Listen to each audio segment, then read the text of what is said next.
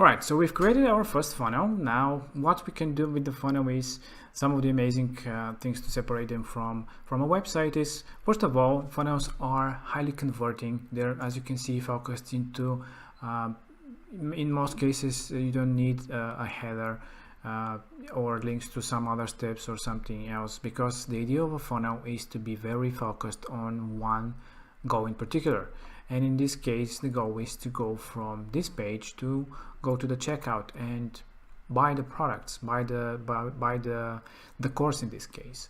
So you can optimize your pages and steps in general for conversion, for more people getting from the one step, for example, to the next one to reach the goal.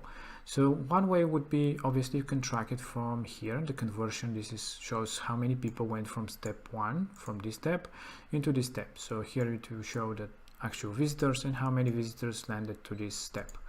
If you click on the conversion rate, you'll actually see graphics here when there is more data on how many actually converted, and you can see them by day and how it actually performed.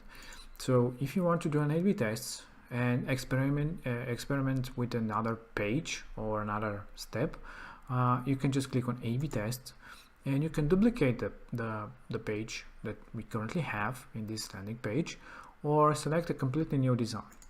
If you select the completely new design, you can obviously select one of the many different designs that we have, or start with an empty one. But for the sake of the example, let's just pick let's say this one.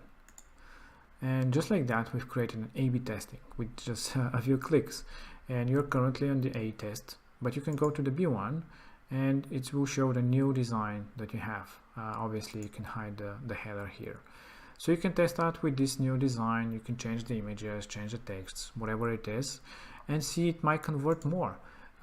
Obviously you have to change everything to fit your brand and what you're trying to achieve. And here you see the different A/B test will do like split 50-50 traffic, and you see how it actually converts, so what actually works better, and you can select the winner. So you can actually click on A/B test here.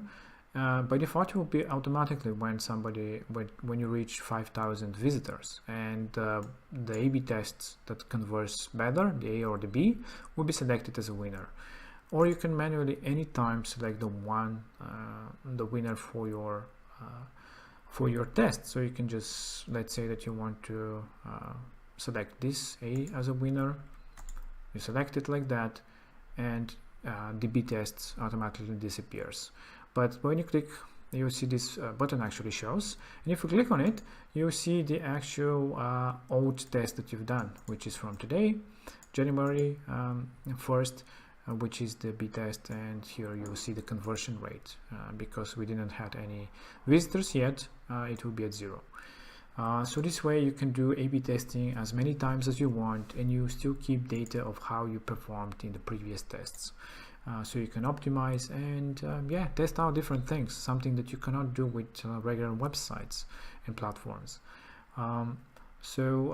Just like that, you create A/B testing. Super powerful and easy way to do all that. If you click on analytics, you see analytics about your whole funnel, all the different goals, how many reached in different days, visitors, and so on. It's really nice way to track all that information. And in sales, of course, you see more information about the sales that you have in your funnel. This is if you have sales doing in your funnel. If you have like lead generation only, obviously here you will not have any information, and you only need to see the analytics and the steps sections. This is how simple it is to do A/B testing, track conversion, and convert a lot more than a regular website. You can play around, test it out, and see how amazing the results are from using the funnels.